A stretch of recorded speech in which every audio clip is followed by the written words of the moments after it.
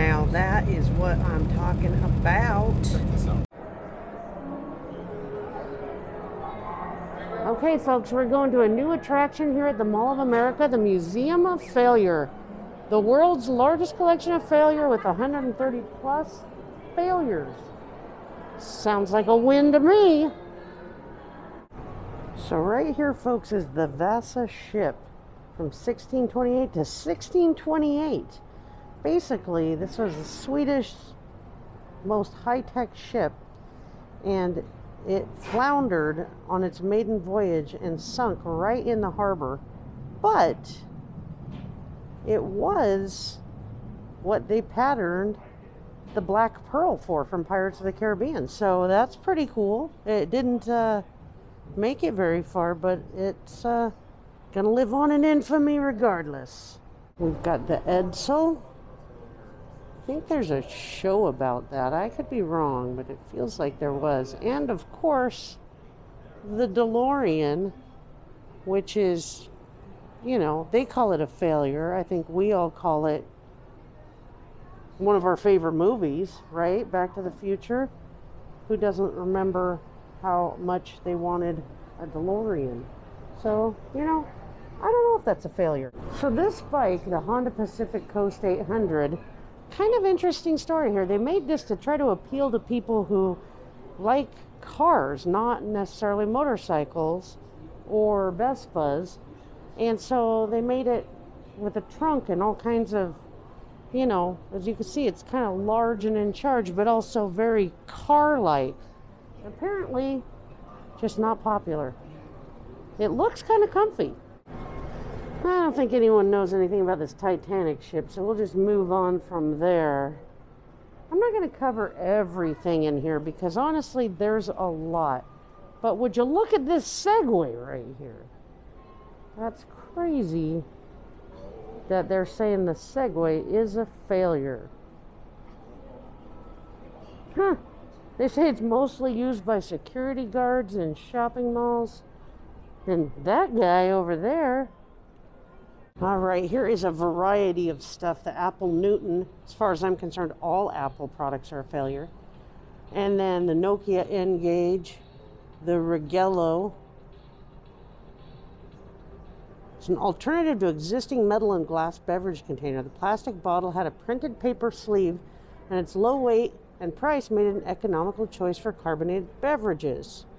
You could drink your beer and then cavalierly toss the bottle in the nearest forest, river, or beach, all while you were knowing you were creating fertile mulch. As it turns out, the plastic wasn't biodegradable, and old Righello bottles can still be found in the forests of Sweden. Well, that is a fail. That's a real fail. The RCA Select Division. Over here, you've got the Febreze scent stories. I remember that from TV, and I can see why that's a failure. Seems kind of crazy. HD DVD. I guess, if you say so. New spoons. What is that? Huh, I never saw those before. Little paper spoons, environmentally friendly. Now, I did go out on a date once with a guy that had a Laserdisc player. He was very proud of his Laserdisc player. He made me watch The Witches of Eastwick with his DVD, or his Laserdisc player. It was cool. It was all right. You know, it was back in the day. And the Sony mini disc. Look at that. This Personal Power Universal with accelerator in it apparently destroyed your clothes. That's kind of comical, although not comical if it destroyed your clothes. This Roland 303 is an analog synthesizer. It's supposed to be a bass accompaniment for solo guitarists. Here's a Fisher-Price video camera.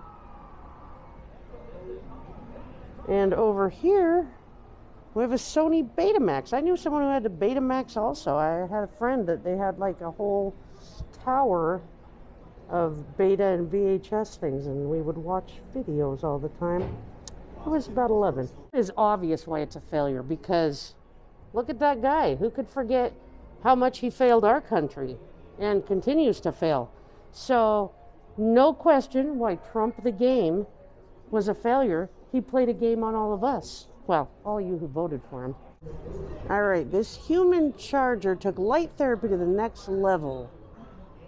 And supposed to relieve jet lag, migraines, and combat depression by sending light rays into your brain. It was smoke and mirrors, it said. I do remember the Nintendo Power Glove, although never played with one. I don't remember the DivX player, but I do remember Google Glass, and it was not a failure. I don't care what anyone says, what any museum says. I would like that pair because that prism looks nearly perfect.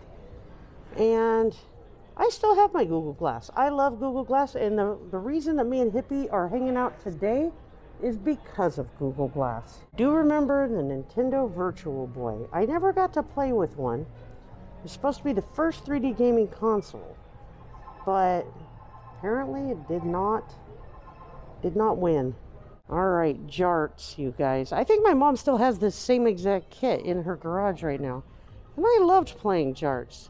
Granted, they do look kind of deadly, but fun. All right, I had an Atari 2600. I can't remember if I had E.T. the game. Apparently, if I did, it did not leave a lasting impression. But I did have a 2600, and as I enjoy all gaming systems, I enjoyed it. This one says that 3D TV was a failure. I had a 3D TV, and I enjoyed it. I bought it, I don't know, I got one of the dancing games for it, and I enjoyed watching it. But I do know that both my husband at the time and my daughter both wore glasses, and they hated it. It bothered their eyes a lot. I remember the Microsoft Zune or Zuni, and apparently they just didn't do enough with it according to time frame. It was up against the iPod, you know, and you know, you Apple people, you buy anything they stick an eye on. And I do remember the Petty Perfect. I always thought, man, that looks too Petty Perfect for me. The Microsoft Ken, I do remember him thinking, he's so cute. Who didn't want a cute phone back in the day? Right, I know most of my audience is old enough to remember Blockbuster, and you probably agree like me, it wasn't really a failure because you could go in there, hang out for a while, find a few things you really wanted to see. We didn't have Netflix for all this time, right? I mean, it was great to be able to rent a video and then return it. All right, some Snapchat spectacles, you guys. I have seen a lot of people using those at the parks because you could buy them at the parks apparently, but I never got my hands on any. I know the Hippie has some. I always thought they looked pretty funky, a lot weirder than Google Glass, in my opinion. Well, I was this many years old when I found out that ethanol biofuel was a failure. I guess all these years I thought it was still on its way. Apparently, it just cost us millions and billions of dollars to study because it wasn't any cheaper. It wasn't good enough to offset the climate benefits. You guys, this is not a horror museum, but oh my goodness, look at that doll's eyes. She is terrifying, and apparently she terrified children, not just me. I am still terrified right now. They're saying that this Arch Deluxe was McDonald's big failure, but do you guys remember the McLean? I worked at McDonald's during the McLean years, I believe, and it was okay. I mean, you know, a McDonald's burger tastes like a McDonald's burger pretty much. I eat at McDonald's a lot nowadays. I don't recommend it, but pretty much tastes like McDonald's. Back to this cabinet. Remember Olean and Olestra? The weight loss food additive that made you have diarrhea? If you have problems like me, sometimes that's just any food. I still see Four Loko at stores in the South on the regular, and I don't think I've ever had one. It doesn't seem safe based on my understanding. Check this out, folks. You can share your own failure, and as you can see, a lot of people have shared their failures. A lot of them are common things, you know, like people who hate our current president because they're stupid and liked our old president. Apparently that's a failure right there. But there's a lot of failures on here. I posted mine as well. And if you ever come here, you probably won't know it's mine. But there you are. It's a cool idea. I like it. Right, I see a sign some of you probably recognize, freaks. XXX. I don't know what's going to be back here, but I'm about to find out. I think it could be Bugs Bunny dressed up as a woman. Right here they have spray-on condoms in both peppermint and banana. I don't remember that product, but that is kind of hilarious and scary that you would trust that to protect you. However, down here is also hilarious. Enron apparently ran a marketing campaign with Playboy to have the women of Enron featured as models in Playboy magazines. That's definitely something you wouldn't do today with your Fortune 500 company. All right, this is definitely the freakiest thing I think in this whole museum, and that is shared girlfriend. It says if you're a person with certain tastes and looking for a hookup without all the hassle of talking, or even someone with a pulse, and this is the woman for you. And even better, you can share her with your friends. We're not talking about swinging, folks. We are talking about renting this doll for $45 a day. And, ew, gross.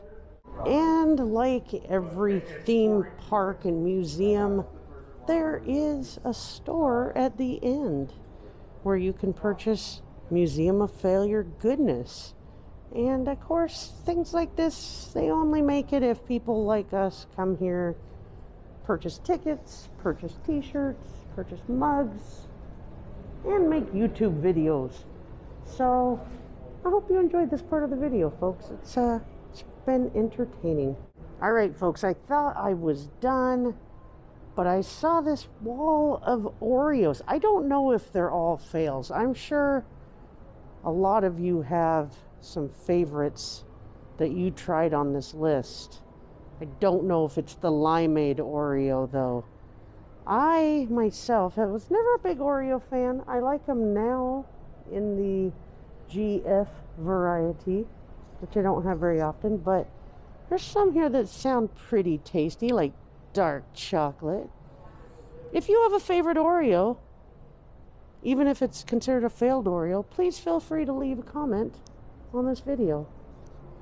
I'm leaving this museum and I am moving on. Thank you for watching this.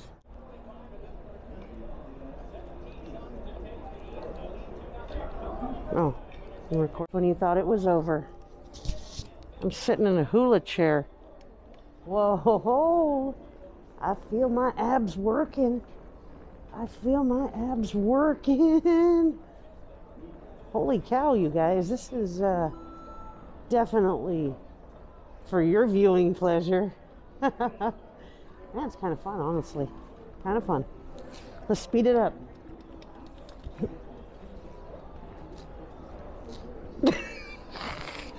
That's awesome. If you say